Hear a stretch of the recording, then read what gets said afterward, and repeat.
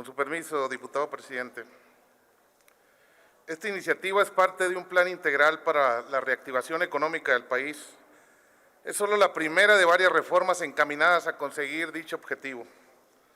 Todos recordamos el 31 de marzo del 2020, cuando el Consejo de Salubridad General decretó emergencia sanitaria a causa de la enfermedad generada por el virus COVID-19. En ese decreto se acordaron medidas extraordinarias para evitar la dispersión y transmisión de este virus. Se exhortó a los distintos niveles de gobierno, incluyendo a los diferentes grupos económicos que conforman el sector productivo, a adoptar medidas como el teletrabajo o trabajo a distancia en actividades no esenciales. Pero, ¿a qué se referían con esas actividades esenciales? Ese concepto no existía, se reaccionó ante la emergencia mediante un decreto que salió de la oficina de la Presidencia. Esa indefinición generó cierres totales y la actividad económica se detuvo casi por completo, lo que aceleró la caída económica en la que ya nos encontrábamos debido al pésimo manejo del país. Dentro de las actividades no esenciales se encontraban distintas industrias que se vieron sumamente golpeadas por el cierre de actividades, como la industria del entretenimiento, la compra y venta de alimentos preparados, los centros recreativos, el sector turístico y la cultura.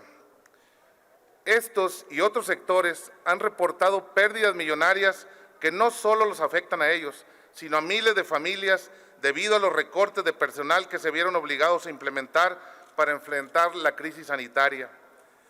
El daño habría sido menor si tuviéramos un gobierno con capacidad de análisis suficiente, que hubiera implementado medidas para proteger a quienes daban empleo a millones de mexicanos en sus pequeños negocios, ya sea un restaurante, un boliche, un teatro, que de la noche a la mañana tuvieron que cerrar sus puertas y cancelar eventos sin la más mínima ayuda del gobierno. Todos sabemos que los trabajadores de México y la gente más necesitada fueron los más afectados por la contingencia sanitaria. Cuando los patrones no tuvieron la ayuda necesaria para enfrentar la crisis, se vieron obligados a despedir gente y cerrar sus negocios, mientras el gobierno federal seguía gastando dinero en rifas inexistentes, en obras faraónicas y en consultas demagógicas. La falta de una definición clara de lo que se debe considerar actividad esencial o no, condujo a un vacío que se llenó con las ocurrencias de muchos funcionarios que desde sus escritorios calificaron quién sí y quién no podía continuar con su actividad productiva. Por eso, es indispensable que exista un concepto legal de lo que significa una actividad económica esencial y de este modo contar con una metodología que tenga origen en la ley y no en la conveniencia política, y que se aplique en casos de emergencia para que la dinámica económica no se detenga totalmente, que las actividades de las pequeñas y medianas empresas que puedan seguir operando de manera parcial, lo hagan y que no volvamos a vernos en la situación que seguimos enfrentando hasta el día de hoy. Es evidente que los servicios de salud son actividades esenciales, la venta de productos alimenticios, la distribución de agua potable y combustibles, el uso de los servicios de telecomunicaciones, producción agrícola, servicios de transporte de pasajeros y de carga, servicios funerarios, entre otros. Pero es necesario que todas las industrias productivas del país, así como sus trabajadores, tengan la certeza jurídica de lo que debe entenderse por actividad esencial, razón por la cual propongo una reforma al artículo 42 de la Ley Federal del Trabajo, que establece una lista de aquellas actividades que se consideran esenciales durante una emergencia sanitaria.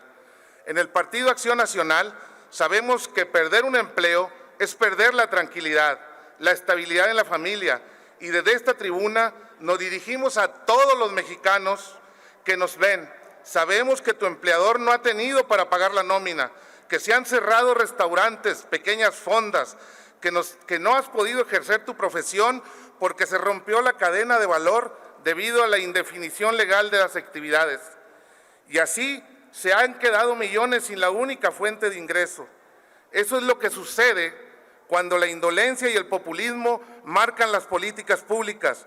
Por eso debe haber un marco jurídico que deje fuera la discrecionalidad cuando los asuntos de salud y la economía se encuentran en riesgo. La pandemia está lejos de terminar, incluso se prevé sea recurrente. La llamada tercera ola de contagios sigue originando pérdidas. No tenemos vacuna suficiente para los jóvenes y el gobierno federal se niega a vacunar a los niños. Hemos perdido mucho en tan poco tiempo. Es urgente tener certeza, tener reglas claras, leyes que le den rumbo a la reactivación económica desde el obrero y profesionistas hasta el pequeño, mediano y grande empresario.